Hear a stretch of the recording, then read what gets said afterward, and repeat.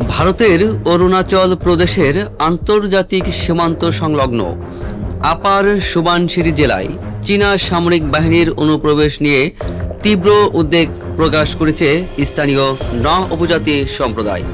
তাদের দাবি, গত 6 বছরে পিপলস লিবারেশন আর্মি PLA তাদের ঐতিহ্যবাহী চারণভূমি, শিকার অঞ্চল এবং কৃষিজমির একটি বড় অংশ দখল করে নিয়েছে। ভারতীয় সংবাদ মাধ্যম টাইমস অফ ইন্ডিয়া এবং আনন্দবাজারের প্রতিবেদনে এমন তথ্য উঠে এসেছে।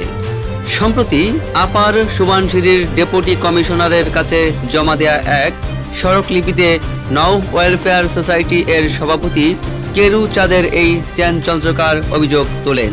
স্মারকলিপিতে কেরু চাঁদের উল্লেখ করেন, আমাদের পূর্বপুরুষদের যেসব জমিতে আমরা কয়েক বছর আগে অবাধে যাতায়াত করতাম, বনের ফলমূল সংগ্রহ করতাম এবং গবাদি পশু চড়াতাম, সেসব শিকার ও চারণভূমি এখন চীনা সেনার দখলে চলে গেছে।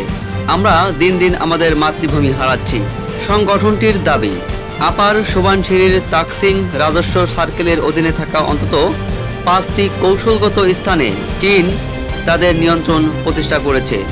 আন্তর্জাতিক সীমান্ত বরাবর বেইজিং অত্যন্ত পরিকল্পিতভাবে তাদের আধিপত্য বাড়াচ্ছে বলে অভিযোগ নহ সম্প্রদায়ের। নহ ওয়েলফেয়ার সোসাইটির তথ্যমতে 2020 সাল পর্যন্ত যেসব এলাকা তাদের ঐতিহ্যগত নিয়ন্ত্রণ ছিল, সেগুলো এখন চীনা সেনারা নিজেদের কবজায় নিয়েছে। গত 10 থেকে 15 বছর ধরে তাকসিং সীমান্ত এলাকায় চীন তাদের তৎপরতা ব্যাপক হারে বৃদ্ধি করেছে।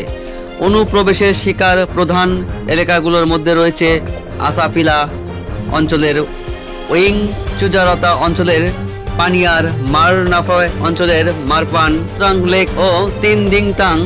স্থানীয়দের দাবি, এই এলাকাগুলো তাকসিং সদরের অত্যন্ত কাছাকাছি এবং এর মধ্যে কয়েকটি স্থান তাদের পবিত্র তীর্থভূমি হিসেবে গণ্য হয়।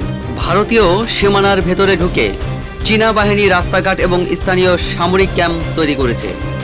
ভারতীয় সেনাবাহিনীর ওপর আস্থা প্রকাশ করে NWDS সভাপতি বলেন, আমরা আমাদের সেনাবাহিনীকে সন্দেহ করি না, তারা দীর্ঘদিন ধরে আমাদের সীমান্ত পাহারা দিচ্ছেন। কিন্তু বর্তমান পরিস্থিতিতে চীনা PLA এর আগ্রাসনের গতি ও উদ্দেশ্য এতটাই ভয়াবহ যে কেবল বর্তমান প্রচেষ্টা দিয়ে তা ঠেকানো সম্ভব হচ্ছে না। বিষয়টিকে জাতীয় নিরাপত্তার স্বার্থে অত্যন্ত সংবেদনশীল হিসেবে দেখছেন স্থানীয় জনপ্রতিনিধিরা।